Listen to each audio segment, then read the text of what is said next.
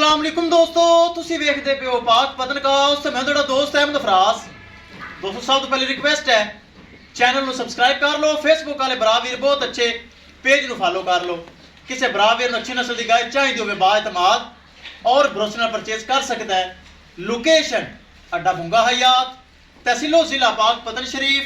Mobile number है साडा 0300 पूरा 8754 743। व्हाट्सएप नंबर यही है जी, तो लोकल नंबर यही है।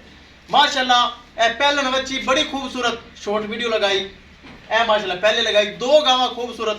मलिक इमरान साहब जिला कसूर बहुत अच्छा भाई, पहले भी जानवर लेके जाता है मेरे को ना। माशाल्लाह दोनों गावां परचेज कर ली हैं। अल्लाह ताला भाई मलक साहब दे नसीब करे।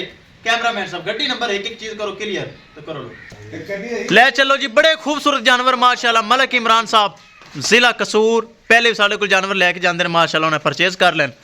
अल्लाह ताला मालकां दे नसीब करे माशाल्लाह। ले चलो लो जी माशाल्लाह दो गावां खूबसूरत तरीके नाल लोड होवन गियां माशाल्लाह। माशाल्लाह चेक करो बड़ी खूबसूरत गां पहलन वच्छी चोलस्तानी फ्रीजियन। ए माशाल्लाह भी चोलस्तानी फ्रीजियन वड्डी गां बहुत खूबसूरत दो गावां। ले चलो ले चलो दोस्तों विखाइए गड्डी नंबर एक एक चीज़ करिए क्लियर। मलिक इमरान साहब आए साढ़े को माशाल्लाह बहुत अच्छे भरा हैं। लो जी महफूज तरीके नाल दोनों जानवर माशाल्लाह लोड हो गए। ए चेक कर लो। किसे मेरे भरा वीर नूं मजीद जानवर चाहिए होवे राबता करके परचेज कर सकता है।